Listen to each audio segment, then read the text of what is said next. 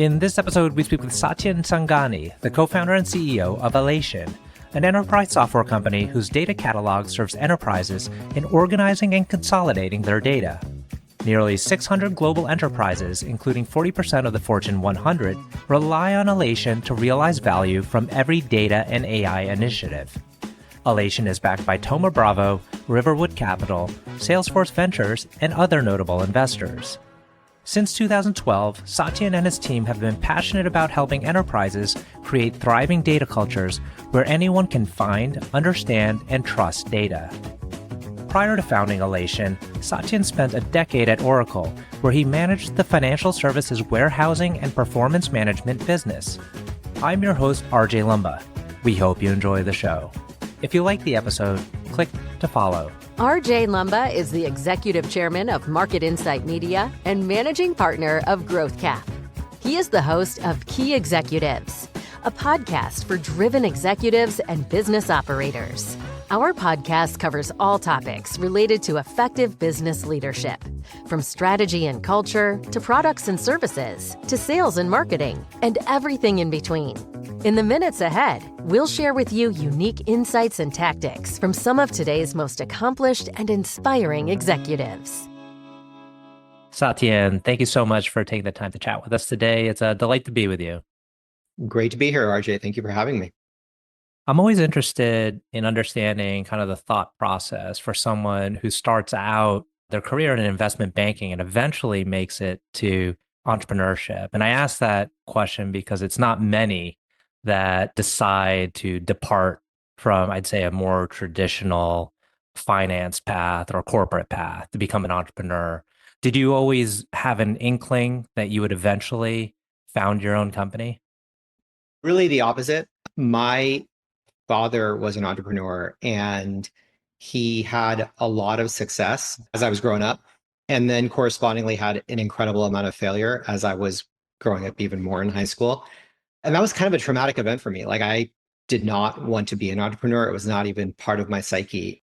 There were probably two reasons why I went into banking. I think the first was that I just had a more analytically oriented mindset, studied economics, and loved to study and just like understand the world around me. And so I think, being in banking or consulting sort of gave you that path, and it was a good first job. But honestly, the other piece of it was just like the income and the security. Like, I really wanted to just have a job that would just pay me and like allow me not to feel insecure about money. And so a big part of it was really achieving that level of security and having something safe. That's interesting. So despite the fact that mentally you're positioning yourself away from entrepreneurship, you end up down the road becoming an entrepreneur. Do you think an entrepreneur is born or made? Probably made more than born. In my case, you have a lot of training. And I think a lot of people get training from their parents in whatever they do. Like, if you see two physician family, often you'll see a kid who becomes a physician. And so in my case, I saw a lot of it growing up, and there was a lot of osmosis that was there. But ultimately, entrepreneurship is like a choice. It's a very real choice to go off into the world and do something that is different. And so that exercise of choice is, in some ways, it's the most fundamentally human thing. And you can be the born entrepreneur and never make the choice, or you can be somebody who never is going to do the job and decide to. And so I think that's one of the magical things about it. So let's talk about the moment where you decided to start your own company. Where were you in your career, and what was it that actually was the catalyst to you founding the company?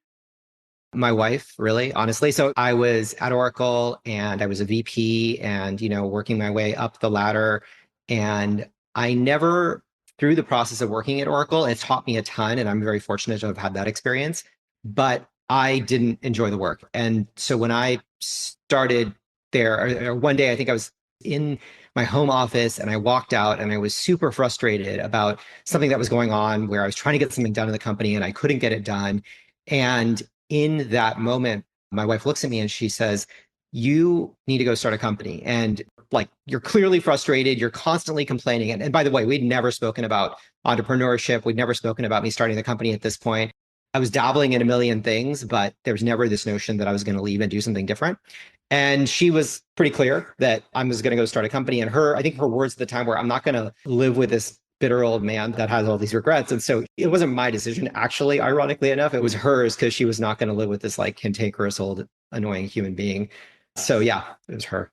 You bring up a very interesting point. I think partners today don't get enough credit for what they do for their husband or wife. And, with my own personal experience, it was the case too. I have a very supportive wife for things I want to do in my career. What was it about her ability to see that in you and have faith? Because many wives or husbands could say, that's too risky. We have a family or we're embarking on a family. Don't do that right now. So, what do you think gave her the confidence to then share that confidence with you? Well, I think probably two things in her own psyche and makeup. So she's a pediatrician. And so literally the lowest risk appetite class of professions, she's definitely about sort of the picket fence and having things in order. So that was not part of the makeup. And also not very driven by money. So there was no necessary, like she would much rather on her own preference have me have a stable job, coming home, every night at the same time. And, Oracle was certainly more of that, although not totally that than the alternative. But for her, I think the very obvious thing was, look, he's unhappy and, he's coming home every day and he's like being really annoying and whining about whatever it is that he's doing. And I think for her, she just was very clear that she didn't want to deal with that. And I look, she's an amazing human being. So she obviously loves me and knew that I was unhappy and has made a massive sacrifice because not only did that decision lead to my starting the company, but my starting the company ultimately led to the decision of her staying home to watch the kids. And in her case, she's objectively brighter than I am, objectively more capable than I am. She just better test scores, did better, was a UCSF educated physician. And so huge sacrifice. And there's no chance that I would be able to do any of this without her. Mm-hmm. Now, when you started Alation, was the original idea about data governance or did it evolve into that? There was kind of no term for the original idea. I mean, the way we thought about Alation, so what Alation is basically we describe it today as a data intelligence platform, which, doesn't really mean anything if you don't understand the world of data, which most people don't.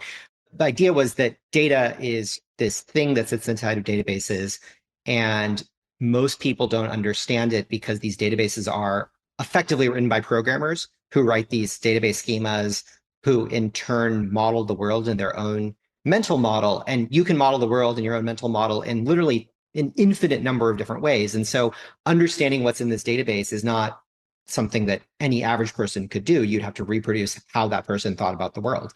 And the way in which you would do that is by basically talking to that person and documenting the code and the program and the schema. And that was mostly the province of really technical people. But what we realized was that non-technical people and analytical people who are like, analytically minded like myself, would want to understand the data and couldn't because they didn't have that context. And so what we wanted to do was build a tool that sort of was Wikipedia for data. Like, how could we help people understand the data that was available to them so they could learn more about the world? And that was the premise behind Alation. And so it wasn't called data governance. And what we realized as we built the company was that to do that well and properly, you had to have context about how the data can be used, who could access it, what the level of quality around the data is, all of which were basically questions that the world of data governance asked. But if you asked me what was data governance at the moment of founding Alation, I would have told you I have no idea. Like, I didn't even know what the term was. I didn't know that it existed. It wasn't something that I knew very much about. Now, take us all the way to present day, and you have some phenomenal stats. I think it's 40% of, is it the Fortune 100 or 500 are clients? Tell us about like the general size and scope of the company. We announced a couple of years ago that we were over 100 million of ARR, so that, we're well over that number. I believe over 600 customers worldwide. We have customers, I think, in 35 different companies, employees in as many companies, over 500 employees also worldwide. So it's a big company. I think the revenue number is obviously the one that we don't disclose as deeply, but it's the one that we're the most proud of because ultimately that's about what we produce in the world, even though yes, that's what we get from our customers. It's the value that I think proxies what we do. And, that's obviously super exciting. And is there one kind of flagship platform that most all of your customers adopt, or are there various modules where they'll first enter into a relationship with you? We started by building this thing called a data catalog, which was this Wikipedia for data. And that's, I think, the thing that people think about us most synonymously. In fact, people give us credit for having been the category creation company for the cataloging market. Talked to a competitive CEO just the other day who said, you guys were really the ones that created the category, which is, nice to hear from a peer that you compete with. So that is what we are known for. I think as we move forward, when we move forward, people now almost think of us as prominently as in the world of data governance, in the worlds of data lineage. So we're constantly expanding the product offering. And I think the space, because of AI in particular, is evolving super rapidly. And the definitions of the category are really being challenged and constantly evolving and changing, which makes for a really exciting way to build product and build a company. And you've raised hundreds of millions of dollars. When did you start taking in capital? Like at what phase of the company's evolution did you take in your first dollar? We founded the company in December 2012. Our first round of capital was a seed round, which we raised from both institutional and individual investors. And that was a $3 million round in April of 2013. Mm-hmm. And then went another year before raising our Series A, which was another $6 million. And then in 2015, actually publicly launched the company. And then after that, raised our Series B, I believe, in 2017. And then our Series C in 2018. And then I think our D was in 21 and E was in 22. The letters just keep on going. And, my hope is that we don't have any more letters. With each letter, there was a bigger round, more or less. And I assume you have to really think strategically at each of those stages. Reflect on that for us. Like, how have you been able to kind of keep up the pace of growth, the pace of scaling? Does it get harder and harder because you're taking in more and more capital? It doesn't get easier for sure. I mean, there's this running joke that my wife and I have where before the Series A, I'd say, honey, like just look, once we get to the Series A, it's all going to get better. It's all going to get so much easier. And then, of course, the Series A comes and like, I'm just running faster. And then you get to the Series B and it's like all going to get easier. And it never really gets easier. I mean, even though you have more resources, of course, your challenges are bigger. Every quarter, we're now adding in ARR, we're adding the equivalent of the entire company that we had in 2017 or 2018 or 2019. And so you get to these numbers that are just massive and therefore you have to be equivalently scaled. And so there's always problems to solve. And that's kind of the joy and the pain of being an entrepreneur, that it just like you're always fighting, you're always having to compete, you're always having to do more. One question I love asking people who are scaling is, what would you say your hit rate is on bringing in key talent? 66%. Fascinating. That is roughly what people say is around 60, 50, some 50 on the low end, 60 more often. What do you look for? I'm probably worse at it than I think I am. I mean, it is the number one hardest thing that I do. Just all of the people, knowing when somebody's great in a job, knowing when they're no longer great in the job, knowing how to transition them into the right job. I mean, that and market selection are effectively the two most important capabilities. Like those two things, I spend so much of my time doing those two things. Do you think there's a way to interviews to increase the probabilities of success? Yeah, for sure. For sure. There are, and I wish I were better at it. I think there are people who are much more methodical, thoughtful people. I do think you learn a lot over time through experience and instinct. And so much of hiring is not just about knowing the person, but about also knowing yourself. And what will work with you, what will work with the group, what will work within the culture of the company. Because there are amazing people who won't necessarily work at Alation today that might have worked at Alation 5 years ago, or who might work at Alation 5 years from now. And that alchemy is really hard. So a lot of it, I think, actually does boil down to self-awareness and self-insight. And also it boils down to knowing the other person and what they're capable of. And of course, you can have incomplete knowledge of yourself, and you can also have incomplete knowledge of other people. So that's the dance that's so hard. How much of the company's culture is a reflection of you? So the conventional wisdom around that is that the founder sets culture, that the founder is the person that sort of sets the culture of the company. I think that's true, but it's a distortion in the sense that there are things that are fundamentally you that when you expand them to organizations might warp and change and become something that's different and separate from you. It's like I'm a ripple in a pond. Like you sort of start it, but the way in which it sort of pools out might be a little bit different. So a lot, but not entirely. It's separate from me and it's not me. Do you think a lot of the talent that you had early on was able to adapt over time and rise and evolve to, maybe higher positions, higher responsibility, higher scope? Or is it more so that it's really tough to have people evolve and you really need to install new people with more experience at each kind of subsequent level?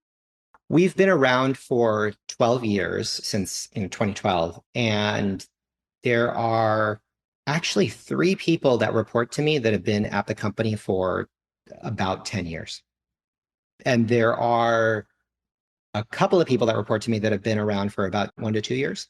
The people that have been around for 10 years are essentially founders. In this case, those individuals don't get credit for founding the company, but they're as much founders as, frankly, my original founders were. I mean, certainly been around for a long enough time and have done enough. So I do think that if you're lucky enough to have those sorts of people around you, God, what a blessing. And, those are some incredible people. And those people have, in most cases, have had managers that have been brought in from the outside, but have managed to sort of learn from those managers and then, sort of in some sense improve over them. So it takes a special kind of individual, and you have to have a lot of self-knowledge and awareness in order to be able to walk those journeys. But the people that do are incredible. Mm-hmm. How much impact would you say that your investors have had on the business beyond providing capital? A lot. I mean, I think the hardest thing to know is sort of where you are in the context of where you're supposed to be. And everybody has partial knowledge. I mean, everybody has this sort of limited sense for what, like, there's that, story of the blind man and the elephant. On some level, we're all kind of blind. Like the investors sort of see a dimension of the company, but they don't see the whole company. You as the founder see a dimension of the company, but you don't see the whole company. Maybe you have the biggest awareness as CEO or founder, but you still don't have full and complete knowledge. And so they give you perspective, and that perspective is really valuable. And different investors, some push you faster and farther. Some push you faster and farther on go to market. Some are better on product. Some, simply just listen to you when you need to be heard and, are in a particularly difficult state. So it really is different. But I think if you surround yourself with the right people, they are going to put a mirror to you and tell you what works and what doesn't. If you had to do it again, build another company, would you do it with or without investors? With, for sure. I paused because from an economics perspective, it just doesn't make any sense. Like if I were doing it again, hopefully I'd be wealthy enough to finance it myself. Mm-hmm.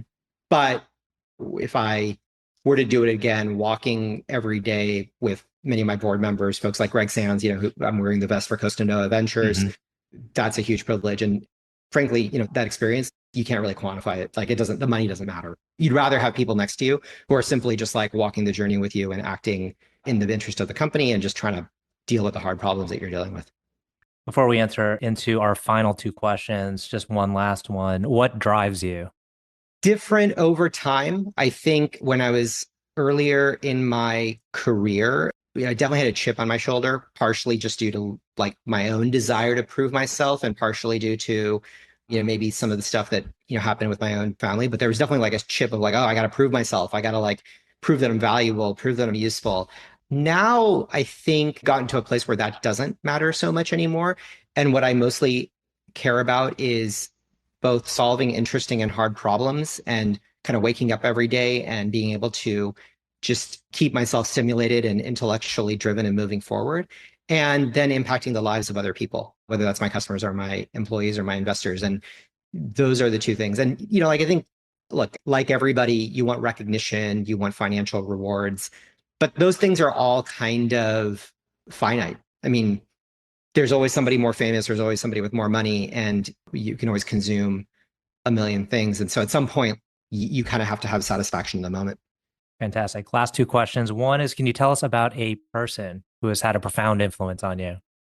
I talked about my wife. Why don't I talk about my mom? Like, I think everybody's parents impact them incredibly much. My mother is just this incredible human being who, obviously through the early part of my life, just constantly gave, like was always there to wake up earlier, make food, care for me. Like, she would like obviously being a young Indian boy just like gave me this unnatural confidence that was probably undeserved and would feed me constantly. And then, later in life, I think just has become the model of somebody who I would like to become when I grow older. Just super happy, super generous, very at peace in the moment. And those are all things that I would aspire to be.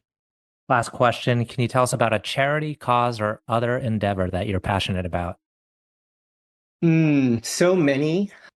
This is not one that I'm directly involved with, but my wife my son has food allergies.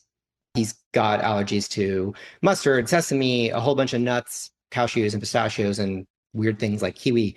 And our food supply has massively been corrupted. And whether that food supply is leading to genetic changes that are causing the food allergies, or whether it's the food supply itself, we just don't know. And the trends are fairly alarming. So food allergies are something that I care a ton about. And Jigna, my wife, obviously as a pediatrician, has gotten a lot more involved in both the advocacy side of it, where we need to do better work in labeling, but there's also an entire research side in order to both find cures, but also find causes, and just understanding how we can get on top of that and not have our bodies work against ourselves, because it's an allergic and autoimmune response is something that we ought to do, because we don't need a whole bunch of people walking around rejecting the food that nourishes them.